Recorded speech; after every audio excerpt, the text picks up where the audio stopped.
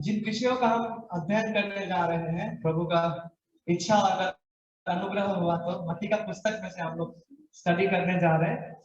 संपूर्ण पुस्तक नहीं, वरन वहां से कुछ हिस्सों को हम लेंगे, कुछ महत्वपूर्ण हिस्सों को, जिन्हें सर्मन ऑन द माउंट, पहाड़ का उपदेश कहा जाता है। इससे पहले कि हम वहां जाए, मत्ती का पुस्तक के ऊपर एक छोटा सा ओवरव्यू इंट्रोडक्शन देना चाहूंगा। बाइबल में जो मत्ती का पुस्तक है, जिसे हम नया नियम में पाते हैं, पहला पुस्तक है नया नियम का। वो पुस्तक जो है वो उसका लेखक स्वयं मत्ती जो प्रेरित थे वही उन पुस्तक का लेखक है। और पहला शताब्दी में इसको माना गया, कलीसिया के उस समय के पिता लोगों ने मत्ती को ही ऐसा राइटर ऑफ मैथ्यू उन लोगों ने माना और ग्रहण किया। इसमें कोई डिबेट या विवाद नहीं है।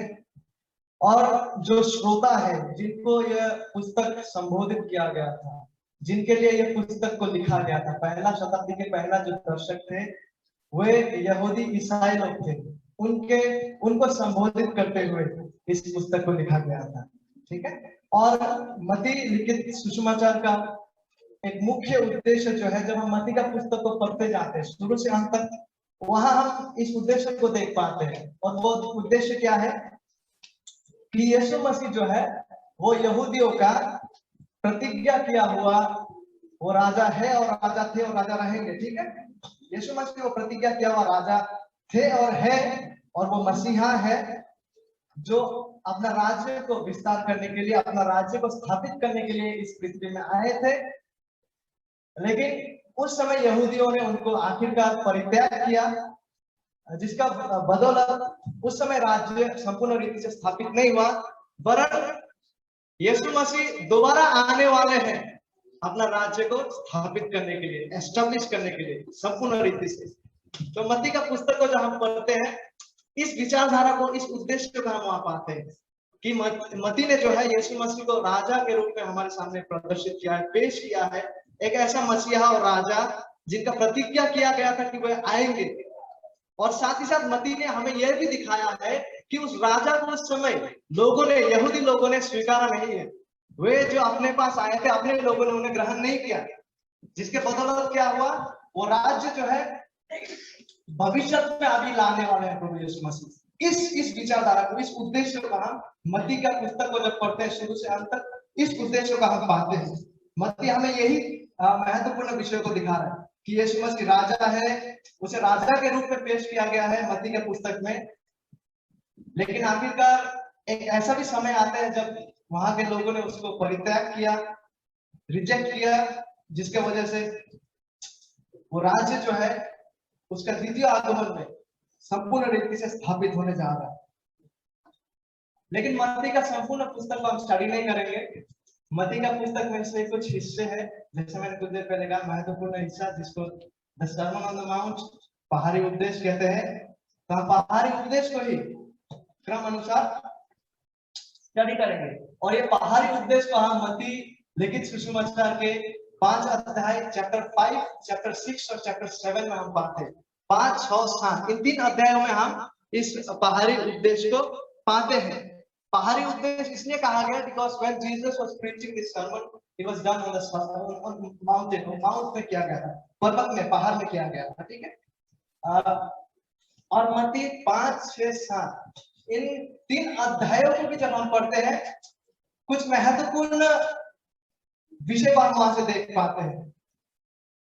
क्या है वो विषय? कुछ महत्वपूर्ण विषय को हम वहां से समझ पाते हैं जब हम मत्ती 5, 6, 7 को भी पढ़ने लगते हैं।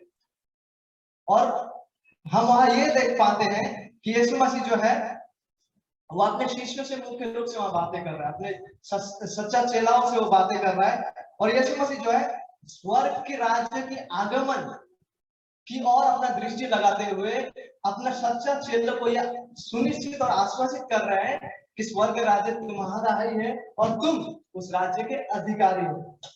इस विषय को भी हम पर्वत के उपदेश में पाते हैं। इसी रीति से वो आरंभ होते हैं। यीशु मसीह उस स्वर्ग राज्य, परमेश्वर के राज्य की ओर दृष्टि लगाते हुए जो आ रहे हैं, अपने शिष्य को आश्वासित करते हैं। उनका सच्चा चेला लोगों को वो आश्वासन को दे रहे हैं कि स्वर्ग राज्य उन्हीं के हैं।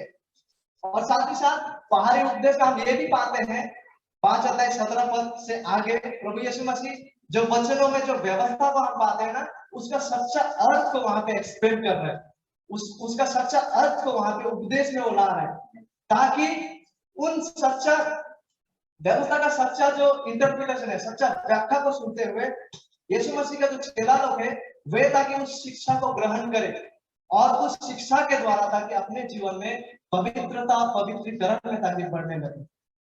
ठीक है, तो ये पर्वत का बाहरी उद्देश्य का एक मुख्य उद्देश्य क्या है? ये मुख्य रूप से यीशु मसीह अपने शिष्यों को उस परमेश्वर के राज्य के आगमन के बारे में कह रहा है और साथ ही साथ वहां पे वो व्यवस्था की बातों का सटीक व्याख्या को उनके सामने रख रहे हैं इस उद्देश्य में। क्यों? ताकि उन शिक्षाओं को ग्रहण करने के द्वारा, ताकि उन शिक्षाओं को सुनने के द्वारा, ताकि यीशु मसीह का जो शिष्य लोग है वो अपने व्यवहारिक जीवन में, ताकि अपने दैनंदिन जीवन में, ताकि पवित्रता में बढ़ने लगे, ताकि वो पवित्रीकरण में बढ़े, जैसे जैसे वो अपने आप को उस राज्य के लिए प्रस्तुत कर रहे हैं, उस राज्य के इंतजार में। तो इन विषय को हम बाहरी उपदेश का 5, 6, 7 को जब हम ओवरऑल पढ़ते हैं इस विषय को भी पाते हैं, लेकिन साथ ही साथ यह केवल उनके यीशु मसीह के शिष्य तक ही सीमित नहीं थे, लेकिन यह शिक्षा उन भीड़ के लिए भी थे जो यीशु मसीह के पीछे पीछे चल रहे थे, उन भीड़ के लिए भी था। अवश्य यह है कि ये मत्ती 5, 6, 7 को जब हम पढ़ते हैं ये मुख्य रूप से यीशु मसीह के शिष्य लोगों के लिए ही है ताकि वे पवित्रीकरण में बढ़े, लेकिन साथ ही साथ यीशु मसीह को यह एहसास था कि बहुत बड़ा झुंड और भीड़ भी वहां मौजूद है। तो यह उपदेश उन लोगों के लिए भी है, किस रूप में? ताकि वे लोग जो है इस उपदेश को सुनने के द्वारा, इस प्रचार को सुनने के द्वारा, इस शिक्षा को सुनने के द्वारा, ताकि अपना जीवन को इन शिक्षाओं के द्वारा और स्वयं प्रभु यीशु मसीह के व्यक्ति के द्वारा, ताकि वे लोग अपने जीवन को स्थापित करें यीशु में विश्वास के द्वारा। ये उन भीड़ के लिए भी एक चुनौती था ताकि वो प्रभु यीशु मसीह को राजा के रूप में स्वीकारें, उन्हें ग्रहण करें प्रभु के रूप में और उनका अधिकार में अपने आप को समर्पण करें यीशु मसीह में विश्वास करने के द्वारा। तो ये बाहरी उद्देश्य जो है इसका 2 मुख्य उद्देश्य को हम देख पाते हैं। अपने शिष्यों के लिए हाँ, ताकि वे पवित्रता में बढ़े, लेकिन भीड़ के लिए भी ये जो उपदेश था ताकि वे लोग जो प्रभु में अभी तक नहीं आए उनके लिए एक चुनौती था, ताकि इन सत्य शिक्षाओं को सुनने के द्वारा कि वे प्रभु यीशु मसीह पर विश्वास करें। ये उन भीड़ के लिए उद्धार और हृदय परिवर्तन का एक बुलाहट था। तो आइए शुरू करते हैं। बाहरी उपदेश का पहला हिस्सा जो है मत्ती लिखित सुसमाचार का 5 अध्याय में हम इसे पाते हैं। हालांकि सारे पदों को आज नहीं देख पाएंगे, उसके बावजूद मैं 5 अध्याय का 1 से 12 तक पढ़ना चाहूंगा। जिनके पास बाइबल नहीं है आप लोग सुन सकते हैं, जिनके पास बाइबल है you can follow along as I read. मत्ती 5 अध्याय 1 से 12 में पढ़ूंगा और क्रम अनुसार हम इसको देखेंगे। वो इस भीड़ को देखकर पहाड़ पर चढ़ गया और जब बैठ गया तो उसके चेले उसके पास आए और वो अपने मुंह खोलकर उन्हें यह उपदेश देने लगा, धन्य है वे जो मन के दिन है, क्योंकि स्वर्ग का राज्य उन्हीं का है। धन्य है वे जो शोक करते हैं, क्योंकि वे संतावना या शांति पाएंगे। धन्य है वे जो नम्र है, क्योंकि वे पृथ्वी के अधिकारी होंगे। धन्य है वे जो धर्म के भूखे यानी कि धार्मिकता के भूखे और प्यासे हैं, क्योंकि वे तृप्त किए जाएंगे। धन्य है वे जो दयावंत है, क्योंकि उन पर दया की जाएगी। धन्य है वे जो जिनके मन शुद्ध है, क्योंकि वे परमेश्वर को देखेंगे। धन्य है वे जो मेल करने वाले हैं, क्योंकि वे परमेश्वर के पुत्र कहलाएंगे। धन्य है वे जो धर्म के कारण या फिर धार्मिकता के कारण सताए जाते हैं, क्योंकि स्वर्ग का राज्य उन्हीं का है। धन्य हो तुम जब मनुष्य मेरे कारण तुम्हारी निंदा करे और सताए और झूठ बोल बोलकर तुम्हारे विरोध में सब प्रकार की बुरी बात करे, तब आनंदित और मग्न होना, क्योंकि तुम्हारे लिए स्वर्ग में बड़ा प्रतिफल, बड़ा पुरस्कार है। इसलिए कि उन्होंने उन भविष्य वक्ताओं को जो तुमसे पहले थे इसी रीति से सताया था। तो जब हम इसे इंग्लिश में बीएटिट्यूड्स कहते हैं, धन्य वचने, जब हम धन्य वचनों को एक साथ देखते हैं, मत्ती 5 अध्याय का 1 से 12 पद में, तो कुछ महत्वपूर्ण इम्प्लीकेशन, कुछ महत्वपूर्ण निहितार्थ यहाँ से हमारे सामने आते हैं। क्या है वो निहितार्थ? सबसे पहला, ये जो गुण जिसको मैंने अभी अभी पढ़े हैं, धन्य है वे जो मन के दीन है, धन्य है जो शोक करते हैं, धन्य है वे जो नम्र है, धन्य है वे जो धार्मिकता के लिए भूखे और प्यासे, ये तमाम जो गुण है, इसे बेटिट्यूड्स कहते हैं, धन्य जो गुण है, इनकी ओर जब हम दृष्टि लगाते हैं तो कुछ महत्वपूर्ण इम्प्लीकेशंस और निहितार्थ हमारे सामने आते हैं। और वो क्या है? सबसे पहला वो ये है कि यह सभी जो गुण है, जिसको अभी भी मैंने रीड किया है, पढ़ा आप सभी के सामने, ये सभी सच्चा विश्वासियों को ऐसा होना है। सभी जो प्रभु यीशु मसीह के सच्चा शिष्य हैं, उनके अनुयायी है, उनको ऐसा होना है। और केवल इतना ही नहीं, वरन ये भी कि सभी सच्चा शिष्य के जीवन में हम इन सभी गुणों को देख पाएंगे। केवल ऐसा नहीं कि हमें वैसा होना है, वरन ये है कि ऐसा जो गुण, ये जो गुण है, वो प्रत्येक सच्चा विश्वासियों में हम देख पाएंगे। हम कैसे जान पाएंगे कि हम राज्य के लोग हैं, परमेश्वर के राज्य के लोग हैं? ये जो गुण मैंने अभी पढ़े हैं, ये हमारा जीवन में, हमारा day to day life, day to day living में, हमारा चरित्र में इन गुणों को देखा जाएगा। ठीक है?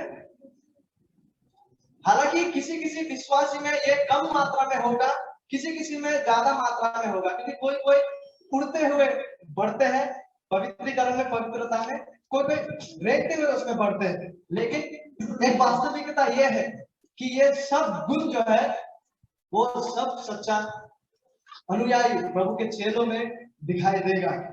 ये गुण उनके जीवन में होंगे, भले किसी किसी में कम मात्रा में होगा जरूर, लेकिन होगा ये अवश्य।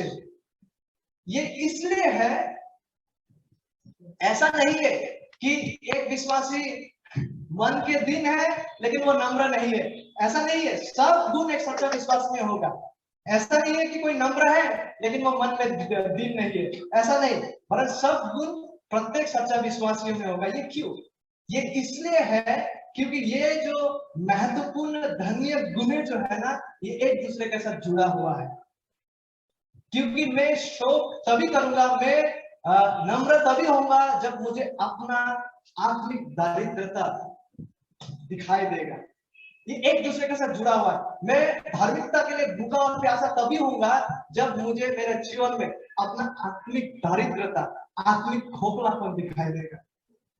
ठीक है? ये एक दूसरे के साथ जुड़ा हुआ है। इसलिए एक सच्चा विश्वासी में ना ही केवल ये सच्चा गुण होना चाहिए, बल्कि एक सच्चा विश्वासी में ये सारे गुण अवश्य उसमें मौजूद होगा। इसी से हम जान पाते हैं कि वह परमेश्वर के राज्य के लोग हैं। और दूसरा विषय, दूसरा महत्वपूर्ण निहितार्थ जब हम धन्य वचनों को देखते हैं, वो यह है कि ये गुण जो है ना, जिसका मैंने अभी भी आप सबों के सामने पढ़ा है, ये गुण हम में जन्म से ही नहीं होता। ये प्राकृतिक स्वभाव में हम इन गुणों को नहीं पाते। It does not come by our natural birth. ठीक है? ये गुण जो है, आत्मा में दीनता, नम्रता, ठीक है, धार्मिकता के लिए भूखा और प्यासा होना, this is not natural to us. ये स्वभाव से ही, जन्म से हमें नहीं होता। ठीक है? वरन ये परमेश्वर का अनुग्रह के द्वारा जब पवित्र आत्मा हमारे जीवन में कार्य करते हैं, तब जाके ये गुण हमारे जीवन में दिखने लगते हैं। This are not natural to us. हालांकि कुछ कुछ लोग ऐसे हैं जो नेचर से ही, जो स्वभाव से ही दिखते हैं नम्र जैसे, दिखते हैं शांत स्वभाव के, लेकिन उसके बावजूद प्रभु यीशु मसीह वैसा नम्रता, वैसा शांत स्वभाव, वैसा दारिद्रता का बात नहीं कर रहे हैं। ठीक है? जब हम इन अध्यायों को स्टडी करने लगेंगे, तब आप इन विषय को देख पाएंगे कि ये ऐसा विषय है जो स्वभाव से ही हमें उत्पन्न नहीं होता, कि हम जन्म से ही ऐसा नहीं होते। कई बार हम आपस में ऐसा भी बात करते हैं कि कोई ऐसा व्यक्ति जो प्रभु के अनुयायी नहीं है, जो उनके शिष्य नहीं है, उसके बाद हम कहते हैं ना, वो कितना शांत स्वभाव का है, कितना नम्र दिखता है, किसी को झूठ नहीं बोलता, किसी से झगड़ा नहीं करता। तो शायद आपको ऐसा लगने लगेगा कि प्रभु यीशु मसीह शायद वैसा व्यक्तियों के बारे में कह रहा है। लेकिन सच बात यह है कि प्रभु यीशु मसीह वैसा व्यक्तियों के बारे में बात नहीं कर रहा है, क्योंकि ये जो चरित्र है, ये जो गुण है, ये जो स्वभाव है, वो बाय नेचर, हम जन्म से ही इनको नहीं पाते अपने पास, ठीक है, वरन ये परमेश्वर का कार्य है एक इंसान के जीवन में, उनके अनुग्रह के द्वारा ये गुण हमारे जीवन में दिखाई देता है। This is not natural to us. तो आइए आरंभ करते हैं मत्ती 5, हम लौट के आते हैं 5 अध्याय 1 पर लिखा हुआ है, इस भीड़ को देखकर वो पर्वत पर चढ़ गया और बैठ गया, तो उसके चेले उसके पास आए। इस भीड़ को देखकर यीशु मसीह पर्वत पर चढ़ गया। तो ये भीड़ जो थे, ये वही भीड़ है जिसको हम मत्ती 5 अध्याय 1 पद का पीछे वाला पद पे पाते हैं, वो मत्ती 4 अध्याय 25 पद में, वहां के ये भीड़ है। कौन सा भीड़? लिखा हुआ है मत्ती 4 अध्याय 25 पद में, गलील और दिकापुलिस, यरूशलेम, यहूदिया और यरदन नदी के पार से भीड़ के भीड़ उसके पीछे हो ली। तो ये वही भीड़ थे जिस भीड़ को देखकर यीशु मसीह पर्वत पर चढ़ गया, ठीक है। और ये जो पर्वत है, बहुत संभावत ये है कि ये पर्वत गालिल नगर का पर्वत है, गालिल नगर का पर्वत है, ठीक है। और वहां वो बैठ गए उस पर्वत में चढ़ के, और ये बैठ जाना उस समय जो रैबाई, जो शिक्षक लोग थे, जो टीचर लोग थे, ये स्वाभाविक था उनके लिए कि वह बैठ के उपदेश को प्रचार करते थे, ठीक है, this is normal to them. और यही विषय को यीशु मसीह यहाँ करते। और जब वो बैठ गए, उसके चेले उसके पास आ गए उस पर्वत में जो कि गलील में है, मत्ती 5 अध्याय 2 पद हमसे कहता है, तब वो अपने मुंह खोलकर उन्हें ये उपदेश देने लगा। तब यीशु मसीह अपना मुंह खोलकर, ये मुंह खोल के बातें करना इस बात को प्रदर्शित करता है कि कोई है जो अभी महत्वपूर्ण प्रकाशन, महत्वपूर्ण उपदेश और शिक्षा को प्रकाश कराने वाले हैं, जो उनको सुनने वाले उनके सामने, ठीक है। तो यीशु मसीह उपदेश देने लगा। मैं जब इस वर्ष को पढ़ रहा था कि यीशु मसीह उपदेश देने लगा, मैं मन ही मन सोच रहा था, कितना धन्य है ये लोग जो स्वयं परमेश्वर का पुत्र को उपदेश देते हुए सुन पाए। काश मैं भी उस समय यहाँ पे होता और मेरे प्रभु का उपदेश को सुन रहा होता। तो प्रभु यीशु मसीह यहाँ उपदेश देने लगे। क्या है वो उपदेश? सबसे पहले मत्ती 5 अध्याय 3 पद में हम इसे पाते हैं, धन्य है वे जो मन के दिन है, क्योंकि स्वर्ग का राज्य उन्हीं का है। धन्य है वे जो मन के दिन है। ये बहुत ही महत्वपूर्ण गुण है। मन की दीनता बहुत ही महत्वपूर्ण गुण है और बुनियादी है, इसे समझ पाना और इसे महसूस कर पाना। क्योंकि यदि मैं मन में दीन नहीं हूं, और यदि मैं अगर मन में दीन व्यक्ति नहीं होता हूं, तो मैं कभी भी आगे जाके धार्मिकता के लिए भूखा और प्यासा नहीं होगा। तो ये बुनियादी है इनके आगे के धन्य गुणों को समझने के लिए, ठीक है। तो धन्य, जिस धन्य का बात यहाँ हो रहा है, धन्य है वे, धन्य जो शब्द है, इस शब्द को इस हिस्से में मत्ती 5 अध्याय 3 से 12 में इस धन्य शब्द को 9 बार उपयोग किया गया है। यीशु मसीह ने 9 टाइम्स ब्लेसेड वर्ड को यहाँ पे इस हिस्से में उन्होंने उपयोग किया है। जब हम ओल्ड टेस्टामेंट, पुरातन नियम पढ़ते हैं बाइबल के, वहां पर क्या पता है ये जो धन्य शब्द है ना, उसको केवल जोड़े में इस्तेमाल किया गया है, केवल 2 बार। पुराने नियम में कहीं भी ऐसा नहीं है कि धन्य शब्द को एक ही बार लगातार 8-9 बार इस्तेमाल किया गया, केवल जोड़े में ये हमें दिखते हैं। लेकिन यहाँ पे यीशु मसीह 9 बार इस धन्य शब्द का उपयोग कर रहे हैं। और यह धन्य शब्द का अर्थ है जो सच में प्रभु के द्वारा अनुग्रह को, विशेष अनुग्रह और उपकार को प्राप्त किया है, वो व्यक्ति है धन्य व्यक्ति जो सच में आनंदित है। और यह आनंद जो है ना, सामूहिक सांसारिक परिस्थिति और चीजों में निर्भर नहीं करता, वहां से यह आनंद उत्पन्न नहीं हुआ है, ठीक है। यदि मेरा आनंद मेरा पैसा के ऊपर निर्भर होता, तो मेरा पैसा बढ़ने से आनंद भी बढ़ेगा, पैसा जीरो होने से आनंद भी गया। तो ये ऐसा आनंद है जो सामूहिक चीजों पर निर्भर नहीं करता। ये एक ऐसा आनंद है जो सच में चिरस्थायी है। और ऐसा आनंद तभी होता है जब एक इंसान परमेश्वर का साथ आनंदीय रिश्ते में प्रवेश करता है मसीह में विश्वास के द्वारा। ये उसी का प्रतिफल है, ये आनंद, ये ब्लेसेडनेस। ये एक ऐसा स्थिति है जब एक इंसान परमेश्वर के साथ आनंददायी संबंध में प्रवेश करते हैं मसीह में विश्वास करने के द्वारा। तो धन्यवादियों के साथ प्रभु यीशु मसीह उपदेश को शुरू कर रहा है। समझ में आ रहा होगा हमें, 9 बार उसने उपयोग किया धन्य शब्द को। यीशु मसीह सच में इस पृथ्वी में आया ताकि लोग उन्हें विश्वास करने के द्वारा धन्य बने। He came to give us lasting true joy, happiness and satisfaction. यीशु मसीह सच में हमें सच्चा संतुष्टि, आनंद और सच्चा धन्य को हमें देने आए। धन्य है वे, इसमें ऐसा नहीं कहा गया कि धन्य है सब, गौर कीजिएगा, कहा गया कि धन्य है वे। ये धन्य वे लोग हैं जिनके पास विशेष कुछ गुण मौजूद है। ये धन्य वे लोग हैं, कुछ निर्दिष्ट व्यक्तियों की ओर इशारा करते हुए प्रभु यीशु मसीह कह रहा है कि ब्लेस्ड आर दोज़, वे व्यक्ति लोग धन्य हैं।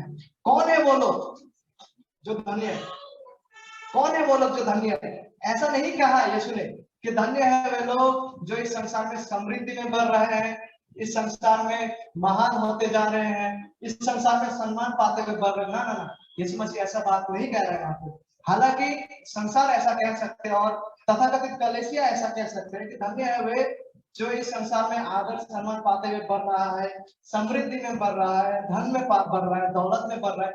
हालांकि संसार और तथाकथित कलीसिया ऐसा कह सकते हैं, लेकिन यीशु मसीह ऐसा नहीं कह रहा है। यीशु मसीह कह रहा है धन्य है वे निर्दिष्ट लोग, वे निर्दिष्ट व्यक्तियों की ओर इशारा करते हुए प्रभु यीशु मसीह कह रहा है धन्य है वे लोग, उस प्रकार के लोग जिनमें इस गुण को पाया जाता है। कौन सा गुण? जो मन में या मन के दिन है, जो सच में धन्य इंसान है। The person who is truly blessed and happy, truly joyful is the person जो मन के दिन है। उसमें एक ऐसा गुण है जिसको प्रभु यीशु मसीह मन के दीनता कह रहे हैं। और ये मन के दीनता क्या है? इससे पहले कि हम ये देखें कि मन के दीनता क्या है, हम ये देखते हैं कि मन की दीनता क्या नहीं है।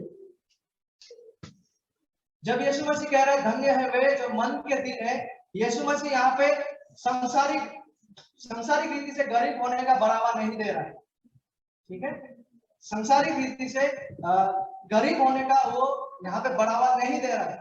धन्य है वे जो मन के दिन है, इसका मतलब ये नहीं है कि यीशु मसीह संसारिक रीति से, संसारिक धन में कोई जबरदस्ती गरीब होते जाए उसका बढ़ावा यीशु मसीह नहीं दे रहा है यहाँ पे। ठीक है,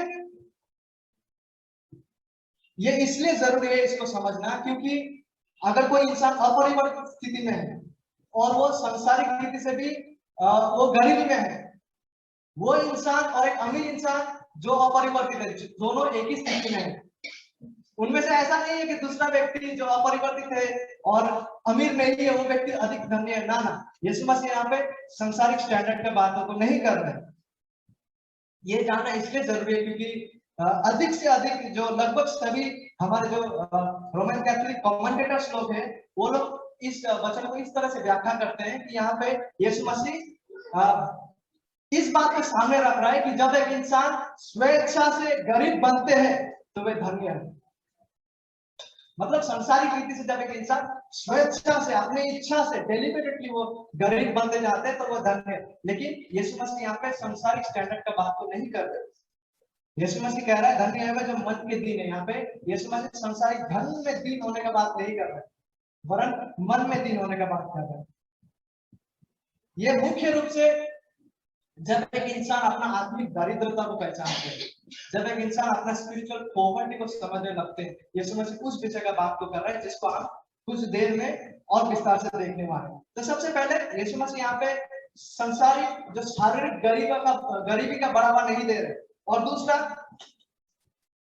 इसका मतलब ये भी नहीं है जब यीशु मसीह कह रहा है धन्य है जो मन के दिन है, इसका मतलब ये भी नहीं है कि कोई इंसान अपने आप को कमजोर बना ले या कोई इंसान अपने आप को असाहसी बना ले। उसका भी बात यहाँ प्रभु यीशु मसीह नहीं कह रहे, क्योंकि जैसा शुरू में हमने कहा था कि ये गुण ऐसा गुण है जो हम में अपने स्वभाव से, प्राकृतिक स्वभाव से नहीं आते हैं।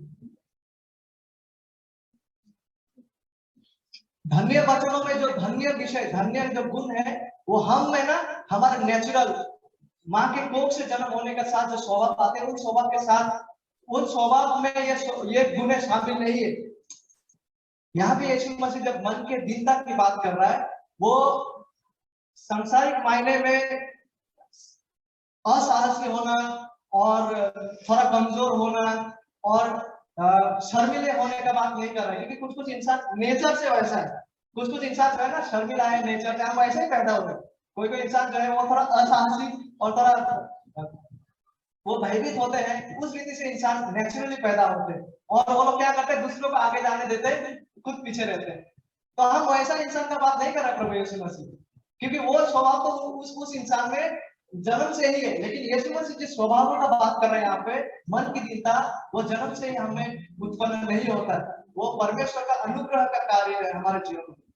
तो मन की दीनता यह नहीं है, ठीक है। मन की दीनता मतलब प्रभु यीशु मसीह ये नहीं कह रहा है कि सांसारिक मायने में हम स्व इच्छा से गरीब बनते जाए ना, और ये भी नहीं कि मन की दीनता मतलब हम असाहसी बन जाए, हम कमजोर बन जाए जबरदस्ती, उसका भी बात प्रभु यीशु मसीह नहीं कर रहा है। सांसारिक मायने में वो इन बातों को नहीं कह रहा है। तो धन्य है वे जो मन के दिन है।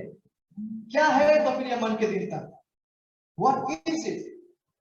जब जब सुसमाचार में ना, मत्ती मार्कुस और यूहन्ना, ये सुसमाचार जो है वहां पे ये दीन जो शब्द है, इसको इंग्लिश में पुअर कहते हैं, पॉवर्टी, कंगालियत, ये दीन शब्द को गरीब लोगों के साथ इस शब्द को उपयोग किया गया। और इस दो उदाहरण के साथ हम समझने का कोशिश करते हैं कि जब आत्मा में दीनता का बात प्रभु कर रहा है, मन में दीनता का, तो वो किस प्रकार का दीनता का वो बात कर रहा है। क्योंकि यह दीन शब्द को दो व्यक्तियों के साथ सुसमाचार में उपयोग किया गया, इस्तेमाल किया गया। उनमें से सबसे पहला व्यक्ति है लाजर, जो कंगाल गरीब लाजर था ना, उसको भी दीन शब्द से वर्णन किया गया, उसका भी, कि लाजर जो था वो कंगाल था, वो गरीब था, दीन। ये जो दीन शब्द है वो लाजर के लिए भी उपयोग किया गया है, और वो शब्द जो है ग्रीक में उसे पथचोस कहते हैं। और इस शब्द का अर्थ है कि सिकुड़ा हुआ गरीबी। इस तरह से कंगालियत और इस तरह से गरीबी, इस तरह से दारिद्रता में है कि वो अपना सहायता खुद से नहीं कर पा रहा। वो इस स्थिति में है कि वो अपना सहायता खुद से करने का वो सक्षम ही नहीं है। इस तरह का कंगालियत को ये दीन शब्द के साथ उसको व्याख्या और वर्णन किया गया है। किसको? लाजर को। ठीक है, दो प्रकार से दीन शब्द को यूज किया गया मुख्य रूप से सुसमाचार में। सबसे पहले लाजर का वर्णन करते हुए कि लाजर किस स्थिति में था। एक बार लाजर का चित्रण को अपना जहन में लाइए, किस तरह का गरीबी का हालत में वो था। उसको जहां रख दिया जाता था वो वहीं पर पड़े रहते थे। उसके पास कुछ नहीं था अपने में कि उसपे वो निर्भरशील हो सके जीवन के लिए।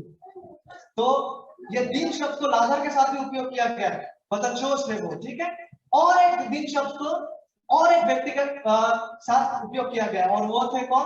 वो थे वो विधवा महिला, जिसके पास दो छोटा छोटा तांबा का जो कॉइन है ना, सिक्के थे, यदि हमें याद हो तो लूका में, जिस महिला ने उसके पास दो सिक्के थे, उसी को उसने ऑफरिंग में डाला। वो विधवा महिला को भी गरीब कह के हमारे सामने वर्णन किया गया। लेकिन वो और लाजर का सामने, लाजर को जिस गरीबी शब्द से वर्णन किया गया है और इस महिला को, विधवा महिला को जिस गरीबी शब्द के द्वारा वर्णन किया गया है, दोनों एक ही गरीबी नहीं है। लाजर के पास तो अपने ऊपर निर्भरशील होने के लिए कुछ था ही नहीं, वो इस प्रकार से दीन थे। लेकिन ये जो महिला, उसके पास तो कम से कम 2 सिक्का था। She at least had something to depend upon. उसके पास अपने में से कुछ था अपने पास, जिसके ऊपर वो निर्भरशील हो सकते थे। दो जगह दीन शब्द को यूज किया गया मुख्य रूप से, एक है लाजर के संदर्भ में और एक है इस महिला के संदर्भ में। लेकिन जब यीशु मसीह यहाँ पे कहते हैं धन्य है वे जो मन के दीन है, ये जो दीन शब्द का प्रभु यीशु मसीह उपयोग कर रहा है, ये उसी दीन शब्द के साथ मेल खाते हैं जिसका वर्णन करने के लिए लाजर का उदाहरण को दिया गया, जिस शब्द को लाजर के साथ उपयोग किया गया। ठीक है, धन्य है वे जो मन के दीन है, जो वास्तविक रीति से जो आत्मा में दीन है। और ये दीनता ऐसा एक दीनता है, ये शारीरिक सामूहिक दीनता नहीं, बल्कि आत्मा में दीनता की बात किया जा रहा है, मन की दीनता। मतलब धन्य है वे जिस रीति से लाजर ने, जिस परिस्थिति में लाजर थे, गरीब कंगालियत का हालत में, कंप्लीटली किसी और के ऊपर वो निर्भरशील थे लाजर, तो उसको लेकर दीन शब्द को उपयोग किया गया लाजर को वर्णन करने में।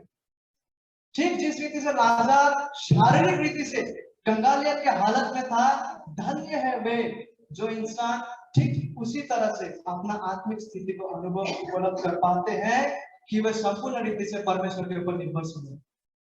ठीक है, जिस तरह से मैं फिर एक बार कह रहा हूं, लाजर को जिस दीनता शब्द को उपयोग किया गया लाजर का संदर्भ में, वही दीनता शब्द इस दिन शब्द के साथ मैच होता है, जिस दिन शब्द को प्रभु यीशु मसीह ने यहाँ पे उपयोग किया।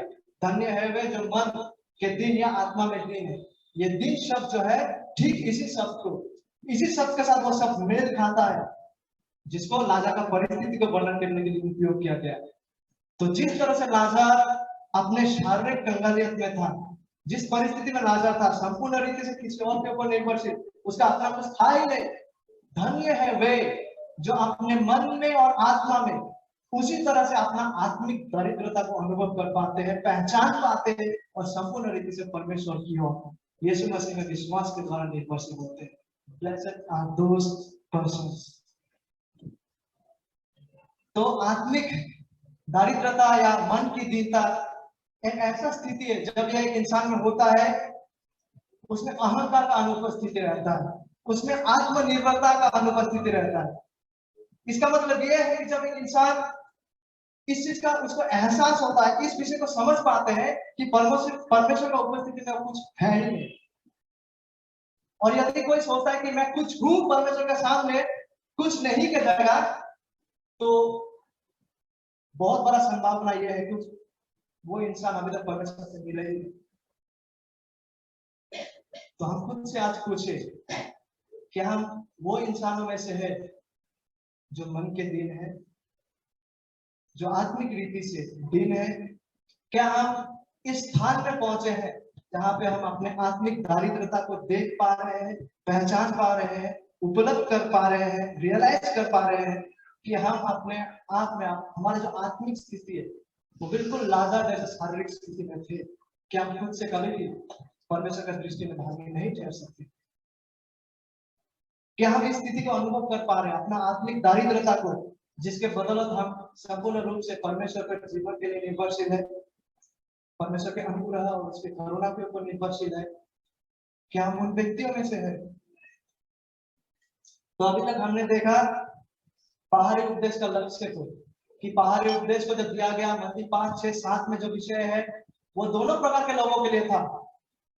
सच्चा विश्वासियों के लिए, ताकि वे पवित्रीकरण और पवित्रता में बढ़े, उनको सुन के उनको लागू करके अपने जीवन में, और ये उस भीड़ के लिए भी था जो प्रभु में अब तक नहीं आए, जो प्रभु में विश्वासी नहीं है, ताकि वे लोग इस उपदेश को सुनने के द्वारा ताकि प्रभु में विश्वास करें, प्रभु यीशु मसीह का कर्तृत्व में अपने आप को समर्पित करें। और फिर हमने ये भी देखा कि जब हम इन धन्य वचन, धन्य वाणियों को जब हम देखते हैं, उसमें से हमने ये भी देखा कि ये गुण ऐसा गुण है जो प्रत्येक विश्वासी में होना चाहिए और होते हैं। यद्यपि किसी में कम मात्रा में होता है, किसी में ज्यादा मात्रा में, लेकिन ये सच्चा विश्वासियों का ही गुण है। यदि मुझ में इस गुणों का अनुपस्थिति है तो ये बहुत ही भयावह परिस्थिति है। और हमने ये भी देखा जब हम पहला धन्य वचन को देख रहे थे कि धन्य होने का अर्थ क्या है। जो इंसान सच में आनंदित है, जिसका आनंद सांसारिक चीजों और सामूहिक चीजों पर निर्भरशील नहीं है, परंतु आनंद आता है परमेश्वर को जानने, पहचानने और यीशु मसीह में पाए जाने के द्वारा। और हमने आगे ये भी देखा कि आत्मिक दारिद्रता क्या नहीं है। इसमें यीशु मसीह शारीरिक सांसारिक गरीबी का बढ़ावा नहीं दे रहा है, वरन ये एक ऐसा स्थिति है जहां पे एक इंसान ने अपना आत्मिक कंगालियत को पहचान पाया, अनुभव कर पाया परमेश्वर के सामने। और जिस तरह से लाजर किसी और के ऊपर शारीरिक रूप से निर्भरशील थे, ये व्यक्ति ने अपना आत्मिक कंगालियत को पहचानने के द्वारा, उपलब्ध करने के द्वारा जीवन के लिए यीशु मसीह पर निर्भरशील हुए। धन्य है ऐसे इंसान। और हम अभी ये देखने वाले हैं कि क्यों ये व्यक्ति धन्य है, क्या ऐसा एक कारण है जिसके वजह से इसे धन्य बुलाया गया।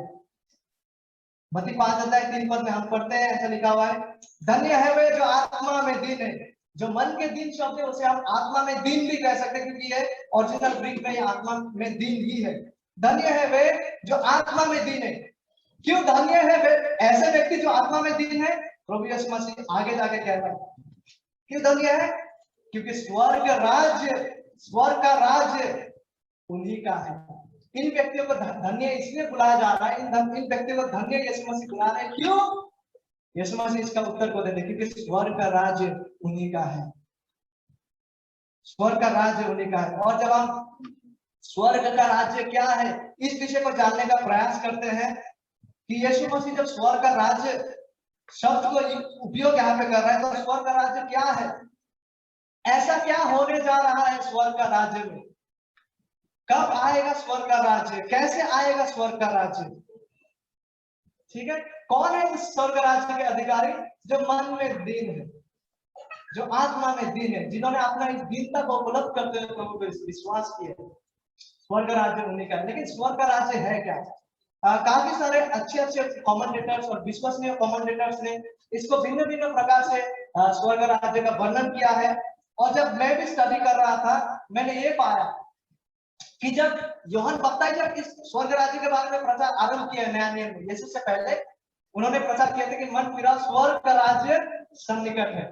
और ठीक इसी स्वर्ग राज्य वर्ड को यीशु मसीह भी पिकअप करते हैं कि मन फिराओ क्योंकि स्वर्ग राज्य सन्निकट है। और यहाँ पे यीशु मसीह कह रहा है, धन्य है वे जो आत्मा में दीन है, मन के दीन है, क्योंकि स्वर्ग का राज्य उन्हीं का है। तो क्या है ये स्वर्ग का राज्य? जब यीशु मसीह, यूहन्ना बपतिस्मा दाता और यीशु के चेले लोगों ने इस स्वर्ग राज्य शब्द का उपयोग किया, तो अवश्य उनके मन में वो पुराने नियम में प्रतिज्ञा किया गया राज्य का ही बात तो कर रहा था। ठीक है, वो पुराने नियम में जो हम ओल्ड टेस्टामेंट बाइबल के पुराने नियम में जिस राज्य का बात तो परमेश्वर रखे हैं, बहुत सारा जगह में उन्होंने रखे। यीशु मसीह लोग जब राज्य का बात तो कर रहा था, ये उसी राज्य का ही वो लोग बात कर रहे थे। कुछ महत्वपूर्ण कारण क्यों ये वही राज्य का बात तो कर रहे थे प्रभु यीशु मसीह, क्योंकि जब हम नया नियम में पढ़ते हैं, धन्य है वे जो मन के दीन है, क्योंकि स्वर्ग का राज्य उन्हीं का है, इसके आगे यीशु मसीह इसका वर्णन नहीं कर रहे हैं कि स्वर्ग का राज्य क्या है। और जब यूहन्ना ने भी इस प्रचार को किया स्वर्ग का राज्य के बारे में, उन्होंने भी इसका वर्णन नहीं किया, जिससे संभावित अर्थ यह है कि यीशु मसीह उसी राज्य का ही बात को कर रहा था, जिस राज्य का बात पुराने नियम में लिखा है, जिस राज्य का प्रतिज्ञा और भविष्यवाणी को हम बाइबल का पुराने नियम में पाते हैं। ठीक है, तो आइए वैसा एक जगह में जाते हैं आज और जानने का कोशिश करते हैं कि ये स्वर्ग राज्य है क्या, ये कैसे आएंगे। परमेश्वर ने इसका प्रतिज्ञा और भविष्यवाणी को पुराने नियम में बहुत साल पहले ही रख दिया था। और जब यीशु यहाँ पे कह रहा है, धन्य है वे जो मन के दीन है, क्योंकि स्वर्ग का राज्य उन्हीं का है। तो ये स्वर्ग का राज्य क्या है जो उन्हीं लोगों का है? आइए इस राज्य को जानने का कोशिश करते हैं, यद्यपि संपूर्ण रीति से नहीं, हम केवल सर्वेक्षण करेंगे, जिसके लिए हम दानियल का पुस्तक में आएंगे। दानियल का पुस्तक 2 अध्याय का हम पढ़ेंगे। लिखा हुआ है, अपने राज्य, एक और दूसरा पद को मैं पढ़ता हूं। अपने राज्य के दूसरे वर्ष में नबूकदनेस्सर ने ऐसा स्वप्न देखा जिससे उसका मन बहुत ही व्याकुल हो गया और उसको नींद न आई। तब राजा ने आज्ञा दी कि ज्योतिषी, तांत्रिक, टोनहे और कसदी बुलाए जाए कि वे राजा को उसका स्वप्न बताए। इसलिए वे आए और राजा के सामने हाजिर हुए। तो यहाँ पे क्या हो रहा है, नबूकदनेस्सर एक राजा था बबीलोन का, वो कुछ सपना को देख रहा है। और सपना को देखने के बाद बहुत चिंतित हो गया। फिर उसने उसका राज्य का जितना भी ज्योतिषी लोग था ना, पंडित लोगों को उन्होंने बुलाया।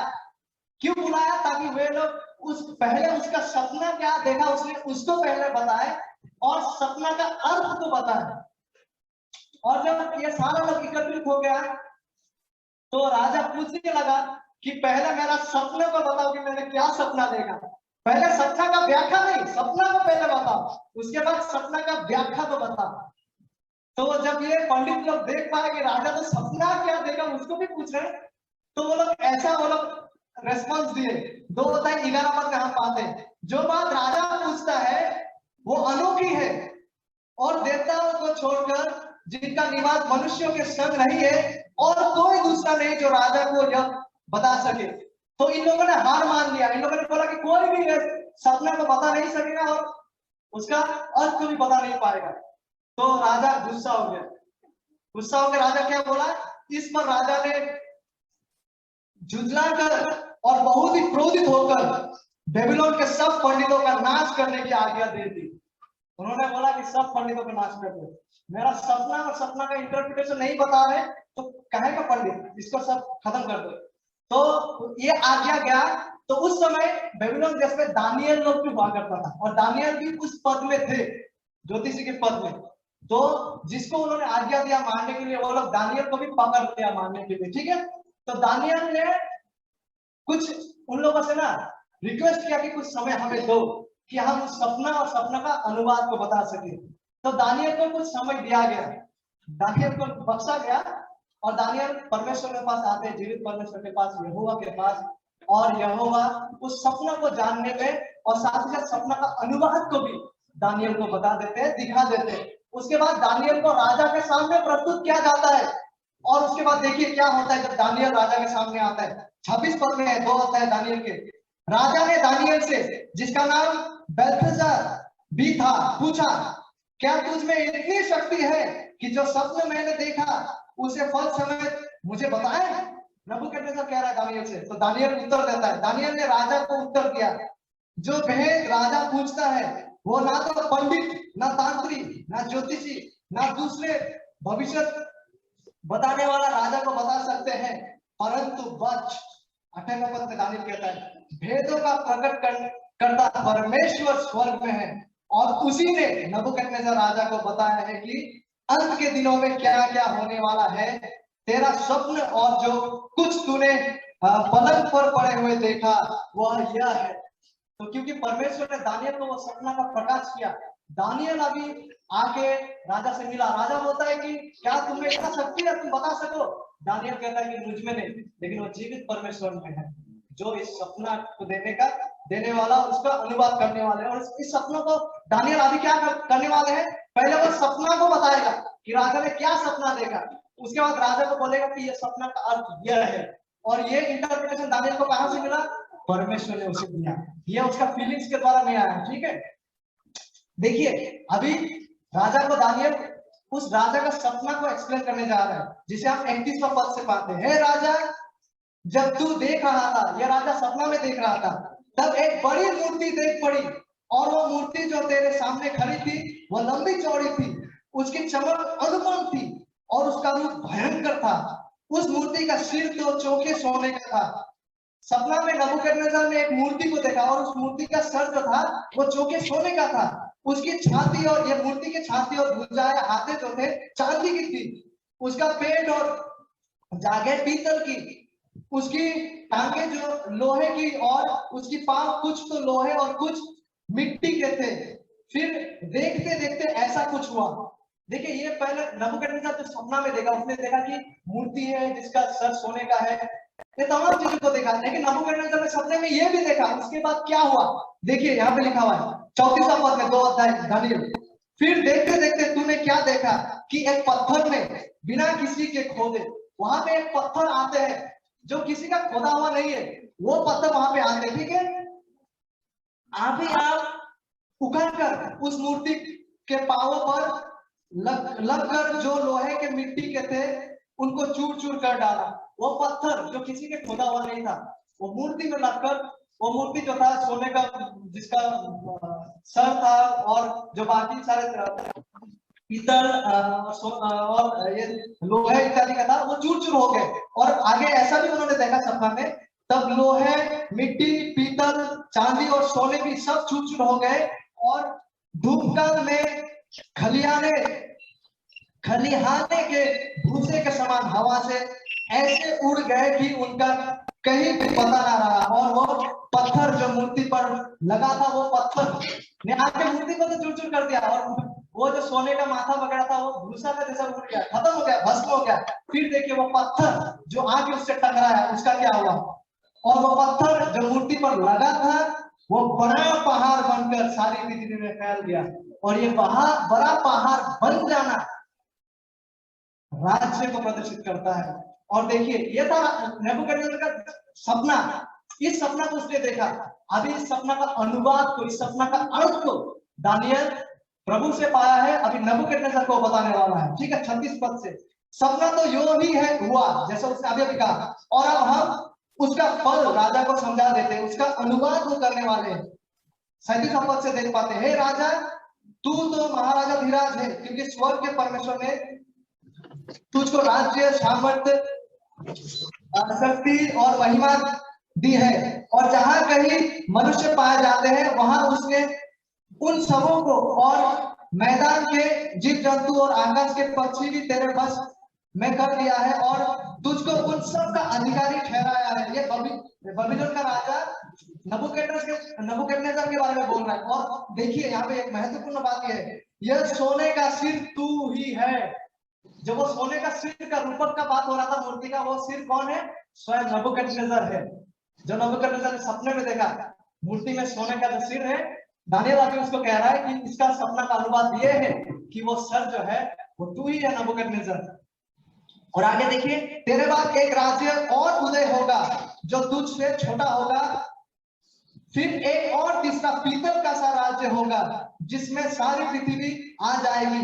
चौथा राज्य लोहे के तुल्य मजबूत होगा, लोहे से तो सब वस्तुएं चूर चूर हो जाती है और पीस जाती है। तो ये चौथा राज्य जो है लोहा का होगा, ये बाकी राज्य को पीस देगा बोला है।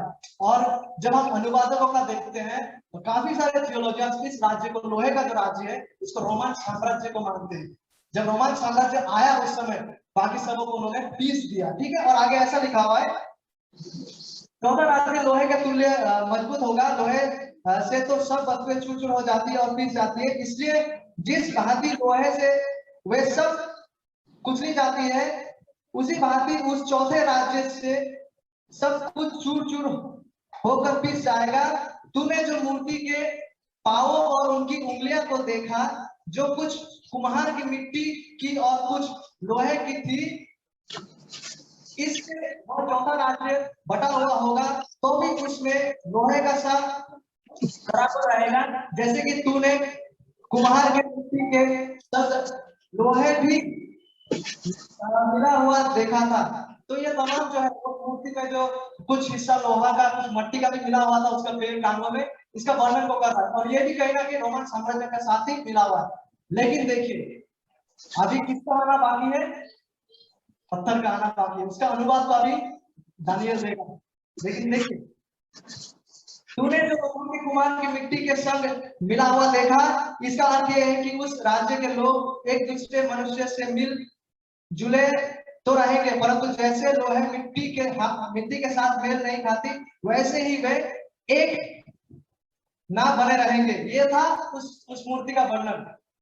ठीक है, वो सिर कौन था, पैर कौन है, हाथ कौन है, इसका वर्णन कर दिया। लेकिन अभी दानियल उसका वर्णन करने जा रहे हैं, जब वो पत्थर जिसको किसी ने खोदा नहीं, जो आगे चूरमार कर दिया, उसका वर्णन को अभी देखिए दानियल 2:44 पद से दानियल देने वाला है। उन राजाओं के दिनों, सुनिए, उन राजाओं के दिनों में स्वर्ग का परमेश्वर एक ऐसा राज्य उदय करेगा जो अनंत काल तक परमेश्वर जो है एक ऐसा राज्य को उदय करेगा जो अनंत काल तक ना टूटेगा और ना वो किसी दूसरे के हाथ में किया जाएगा, वरन वो उन सब राज्यों को चूर चूर करेगा। जैसे वो पत्थर आके उस मूर्ति को चूर चूर कर दिया था, वैसे ही वो राज्य जो परमेश्वर की ओर से आएगा उन सब राज्यों को चूर चूर कर देगा। जैसे तूने देखा, उस नाइट को चूर चूर करेगा और उनका अंत कर डालेगा और वो सदा रहेगा, वो राज्य जो परमेश्वर की ओर से आ रहा है। जैसा तूने देखा कि एक पत्थर जो था किसी के हाथ के बिन खोदे पहाड़ में से उखड़ा, उसने लोहे, पीतल, मिट्टी, चांदी और सोने को चूर चूर कर दिया। ठीक यही परमेश्वर का राज्य, वो पत्थर का आना जो किसी का खोदा हुआ नहीं था, वो परमेश्वर का राज्य का आना को प्रदर्शित करता है। ठीक है, तो ये राज्य क्या होगा? देखिए दानियल 7:13-14 पद में भी हम इसको पाते हैं। मैंने रात में स्वप्न में देखा और देखो मनुष्य के संतान सा कोई आकाश के बादलों समेत आ रहा था और वह उस अति प्राचीन के पास पहुंचा और उसके समीप लाए। वह उसको ऐसी प्रभुता, महिमा और राज्य दिया गया कि देश देश और जाति जाति के लोग और भिन्न भिन्न भाषा बोलने वाले उसके अधीन हो। उसके प्रभुता सदा तक अटल और उसका राज्य अविनाशी ठहरेगा। ठीक है,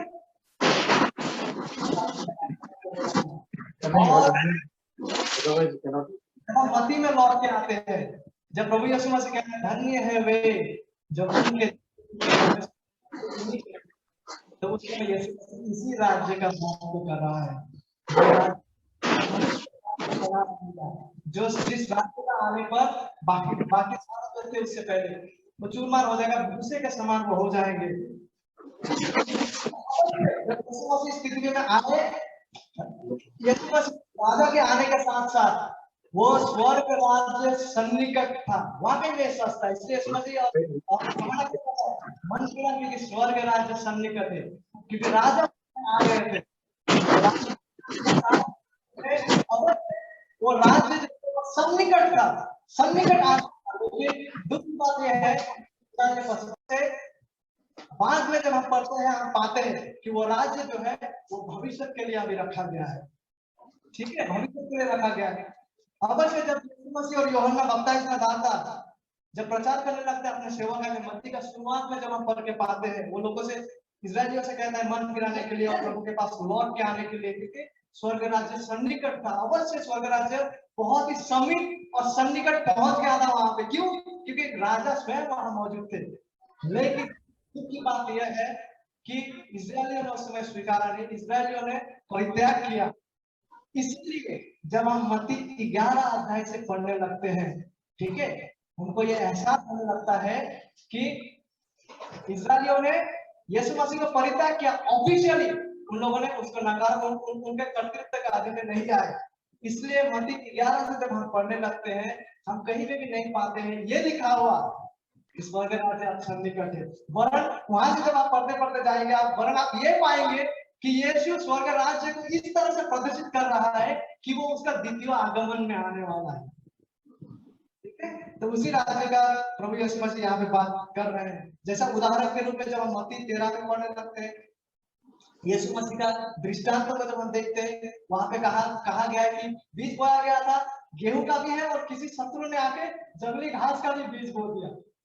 लेकिन इनका विचार अंत में जाके होगा, जब आखिरकार प्रभु राज्य में आएंगे, उस समय जो है इकट्ठा किया जाएगा, जो गेहूं है उसको लिया जाएगा, जो ये जंगली घास है उसको काट के आग में फेंका जाएगा। ठीक है, तो अवश्य परमेश्वर का राज्य समय आ चुका था। लेकिन इजरायलियों के कठोरपन के लिए मत्ती 11 से जब हम पढ़ते हैं, ये राज्य आप कब आने वाला है संपूर्ण रीति से, तब जब यीशु मसीह दोबारा लौट के आएंगे। और आज और उस समय से जो लोग यीशु पे विश्वास कर रहे हैं, वो ऑलरेडी उस राज्य के अनुयायी, ऑलरेडी उस राज्य के अधिकारी बन चुके हैं। जब वो फाइनली वो राज्य आएगा, वो गेहूं अनंत राज्य में प्रवेश करेगा, यीशु मसीह का राज्य। ठीक है, और कुछ मेरे बहुत ही प्रिय गुरु है डॉक्टर जॉन मैकआर्थर, वो इस राज्य को इस रीति से देखते हैं कि परमेश्वर का राज्य ऑलरेडी मौजूद है, लेकिन आखिरकार वो आएगा। लेकिन आज यीशु मसीह का राज्य जो है वो प्रत्येक विश्वासियों में मौजूद है आत्मिक रूप से, क्योंकि प्रत्येक विश्वासियों को यीशु मसीह आत्मिक रूप से उसका जीवन को परिचालन कर रहे हैं। तो इस दृष्टिकोण से जॉन मैकआर्थर इस राज्य को देखते हैं। लेकिन आखिरकार वो यही मानते हैं कि वो राज्य फुल्ली एंड फाइनली यीशु मसीह का दूसरा आगमन में ही होगा। और आइए देखते हैं, जब आखिरकार यीशु मसीह उस राज्य में आएंगे, जब उस राज्य को विस्तार करने आएंगे, जब वो पत्थर जो किसी का खोदा हुआ नहीं था, आखिरकार उस लोहे का, सोने का, पीतल का मूर्ति को चूर चूर करने जा रहा है, उस समय क्या होने जा रहा है उसका थोड़ा झलक देख लेते हैं, जिसको हम मत्ती में ही पाते हैं। मत्ती 25 अध्याय में हम आते हैं, 25 अध्याय का 21 से 24 पद को हम पढ़ेंगे। जब मनुष्य का पुत्र अपने महिमा में आएगा, ठीक है, जब यीशु मसीह दोबारा लौट के आएगा अपने राज्य को स्थापित करने के लिए संपूर्ण रीति से, जब मनुष्य का पुत्र अपनी महिमा में आएगा और सब स्वर्गदूत उसके साथ आएंगे, तो वो अपनी महिमा के सिंहासन पर विराजमान होगा और सब जातियों उसके सामने इकट्ठा की जाएगी। और जैसे चरवाहे भेड़ों को बकरियों से अलग कर देता है, वैसे ही वो उन्हें एक दूसरे से अलग करेगा। वो भेड़ों को अपनी दाहिनी ओर और बकरियों को अपनी बाईं ओर खड़ा करेगा। राइट साइड में है जो भेड़ मतलब शीप मेमना, और लेफ्ट साइड में जो गोट जिसको कहा जाता है बकरी। तब 34वां पद मैथ्यू 25:34, तब राजा अपनी दाहिनी ओर वालों से कहेगा, जो दाहिनी ओर है, जो शीप है, जो मेमना है, उनसे कहेगा, राजा क्या कहेगा, हे मेरे पिता के धन्य लोग। और धन्य कौन है, जो मन के दिन। तो एग्जैक्टली धन्य लोग कहते हैं यीशु मसीह उन लोगों को संबोधित कर रहे हैं यहाँ पे, क्योंकि आखिरकार स्वर्ग राज्य, मसीह का राज्य उन्हीं के हैं तो यीशु मसीह उन्हें कह रहे हैं, मेरे पिता के धन्य लोगों, ठीक है, हे मेरे पिता के धन्य लोगों, आओ उस राज्य के अधिकारी हो जाओ। आखिरकार फाइनली जो जगत के आदि से तुम्हारे लिए तैयार किया गया था, उन लोगों को यीशु मसीह यहाँ पे धन्य कहकर बुला रहे हैं, क्योंकि वाकई में वो लोग धन्य थे जो स्वर्ग राज्य के अधिकारी थे। क्यों? क्योंकि वे मन में दीन थे, आत्मा में वे दीन थे। यीशु मसीह कहते हैं धन्य है वे जो आत्मा में दीन, मन के दीन, क्योंकि स्वर्ग राज्य, परमेश्वर का राज्य उन्हीं का है। यीशु मसीह भविष्य में ये करने वाला है, इसी प्रतिज्ञा को वो कर रहे हैं। लेकिन जब वो आखिरकार उसके सिंहासन में आएगा, बकरी को एक तरफ करेगा, बाई तरफ मेमना को दूसरी तरफ करेगा, और मेमना जो है वो प्रत्येक सच्चा विश्वास को प्रदर्शित करता है। जो गेहूं है, जिसको गेहूं भी कहा जाता है, गेहूं का रूपक से भी उनको चिन्ह पहचाना गया। और उन्हें यीशु मसीह क्या कहकर संबोधित कर रहा है? हे मेरे पिता के धन्य लोग, आओ और धन्य है जिसको धन्य कह के बुलाया जा रहा है। धन्य वे है जो अपने आप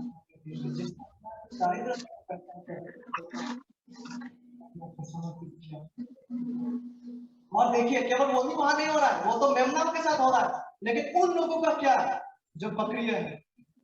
हम देख पाते हैं 41 पद में ऐसा लिखा हुआ है, मैथ्यू 25:41, तब वो भाई और बालों से कहेगा, हे श्रापित लोगों, मेरे सामने से उस अनंत आग में चले जाओ जो शैतान और उसके दूतों के लिए तैयार की गई है।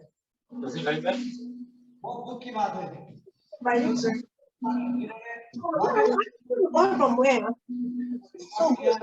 ये लोगों में से मारा गया है जो लोग कभी के दिन नहीं, जो लोग कभी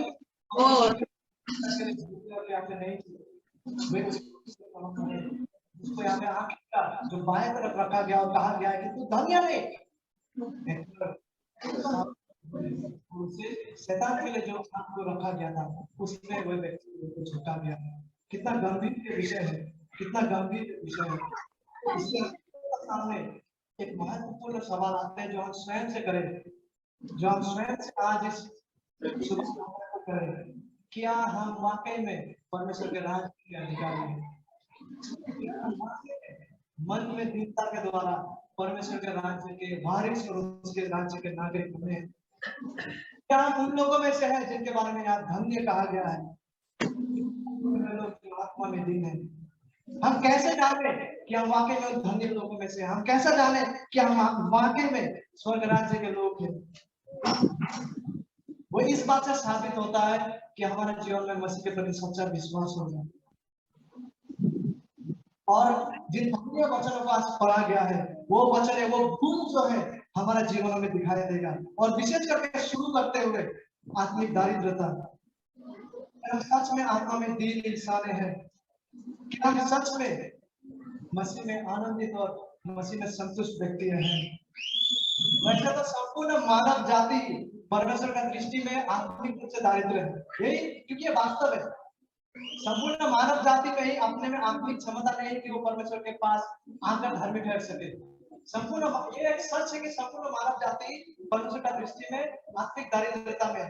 इसका मतलब ये नहीं कि सभी उस धर्म का हिस्सा है ना, वरन कौन? क्योंकि सभी लोग, सच तो ये है, all people are spiritually poor and destitute in the eyes of God, in the sight of God, कि हमारे पास खुद को परमेश्वर का दृष्टि में धार्मिक ठहराने के लिए आत्मिक स्थिति और गुण नहीं है। ये हालत तो सब में है, लेकिन धन्य वे हैं जिन्होंने अपने इस गुण को पहचान कर, जिन्होंने अपने इस दारिद्रता को एहसास करते हुए, जिन्होंने अपने इस दारिद्रता को उपलब्ध और महसूस करते हुए विश्वास किया। धन्य है वे, केवल वही लोग, और वे ही लोग हैं जो स्वर्ग राज्य के अधिकारी और निवासी हैं। यदि हम वैसा व्यक्ति हैं जिन्होंने अपना आत्मिक दारिद्रता को समझते हुए प्रभु यीशु मसीह को विश्वास और ग्रहण किया, तो हम वाकई में धन्य लोगों के बीच शामिल हैं।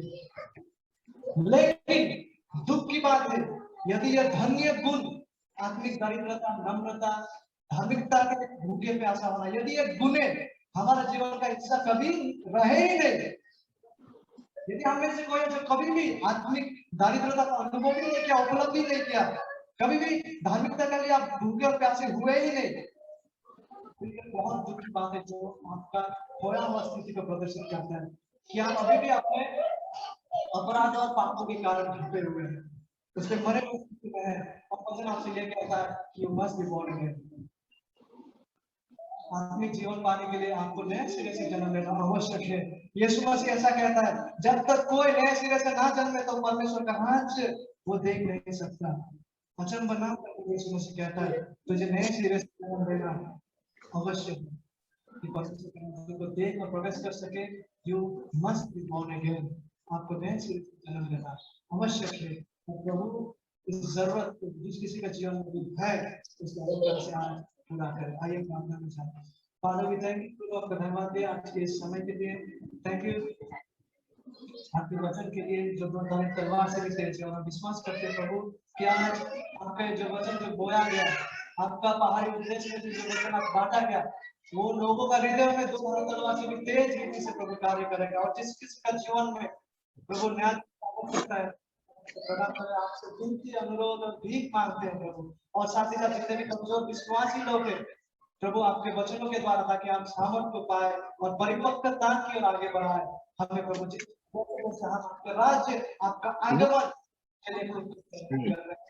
के लिए इंतजार कर रहे हैं। धन्यवाद के साथ आप सबको आपके चरणों में समर्पण करते हैं। सारा आदर सम्मान महिमा आपके बदले के लिए विनती यीशु मसीह के नाम से मांगते हैं।